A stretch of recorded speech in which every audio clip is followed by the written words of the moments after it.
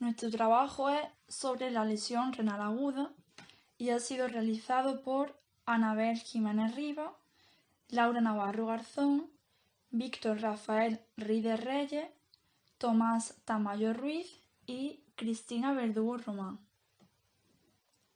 En primer lugar, empezamos con el índice, el cual consta de una introducción, epidemiología, fisiopatología, tratamiento, cuidados críticos de enfermería y por último la bibliografía. Comenzamos con la introducción.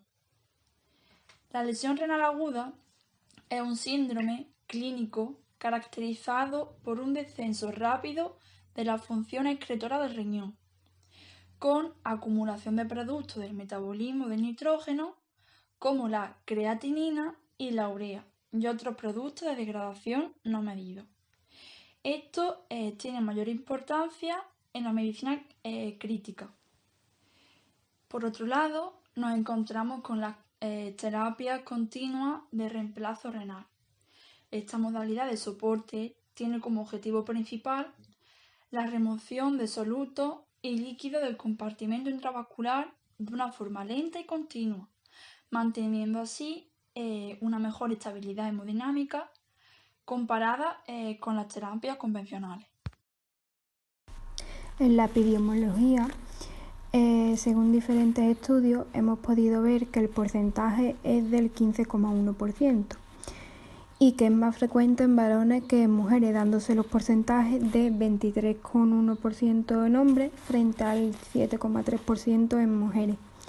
Esta cifra va aumentando con el aumento de la edad de las personas, dándose el caso de que el 4,8% durante la edad de 18 a 44 años, el 17,4% se da en las edades de 45 a 64 años y el 37,3% se da en personas mayores de 65 años. También hemos podido ver que en la última década los estudios han demostrado que va creciendo en un 30%. Si sigue así, se convertirá en la segunda causa de muerte. Y en España, esta enfermedad afecta a 1 de cada 7 personas. A la hora de atender a la fisiopatología de la lesión renal aguda, tenemos 3 causas: prerrenal, renal o intrínseca y posrenal u obstructiva.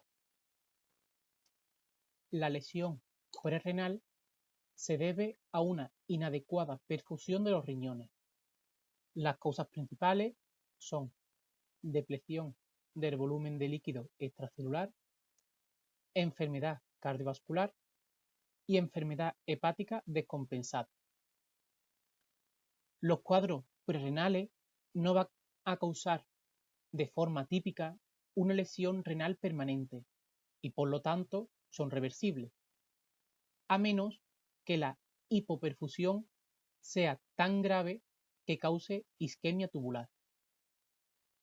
El daño renal o intrínseco está relacionado con el daño del riñón.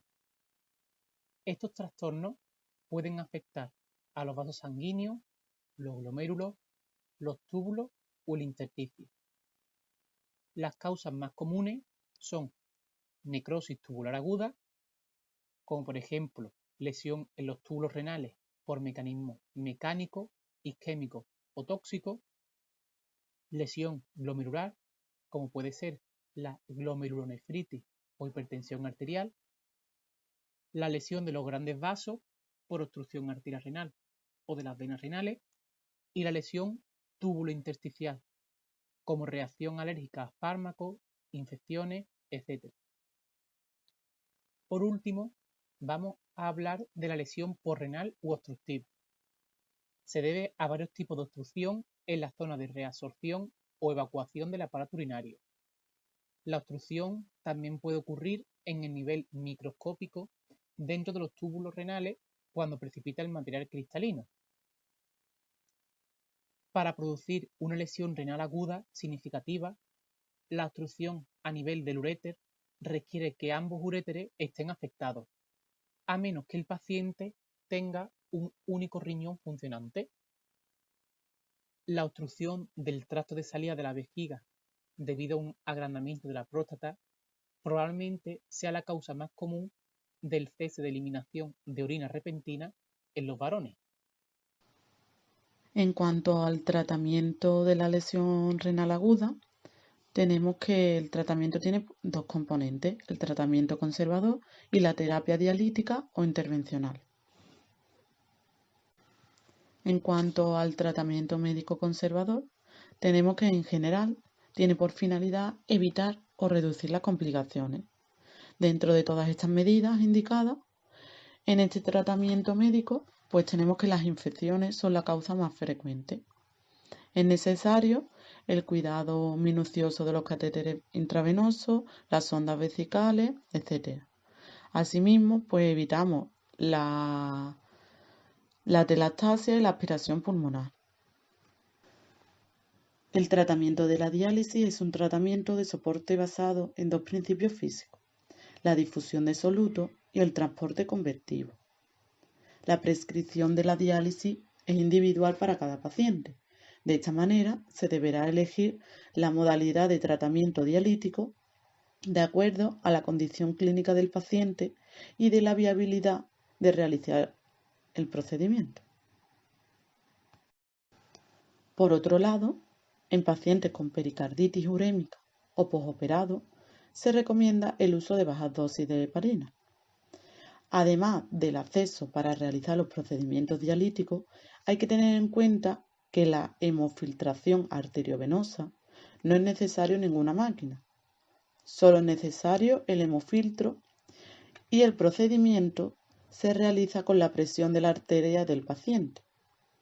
En la diálisis peritoneal es necesario contar con las soluciones de diálisis peritoneal, mientras que en otros procedimientos es necesario contar con máquinas de hemodiálisis y un personal entrenado.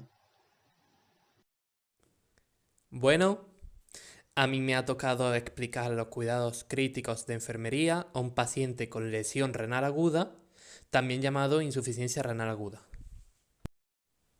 En primer lugar, le haremos una anamnesis o recogida de datos y seguidamente le monitorizaremos las constantes vitales. Le realizaremos un electrocardiograma, le comprobaremos la frecuencia cardíaca, la tensión arterial, la saturación de oxígeno y la temperatura. Como en casi todo paciente, es importante vigilar el patrón respiratorio y la musculatura accesoria. Y tampoco podemos olvidar vigilar la piel del paciente. Comprobaremos que no tenga señales de rascado, sequedad, prurito, y para ello es muy importante los cambios posturales cada 3 o 4 horas. Es fundamental el control de la diuresis y del balance hídrico, ingesta y eliminación de líquidos.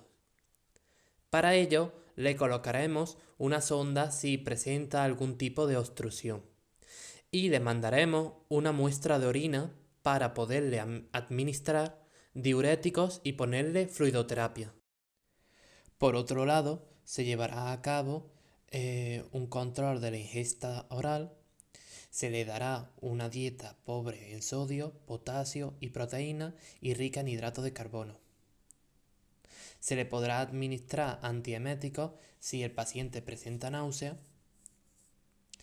y hay que vigilar el nivel de conciencia, la tendencia a la somnolencia o los estados de agitación psicomotriz que presente.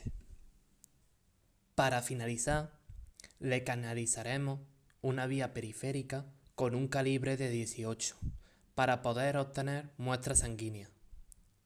Y tendremos que tener en cuenta otro tipo de patologías que tenga el paciente para ver si necesita otro tipo de cuidados.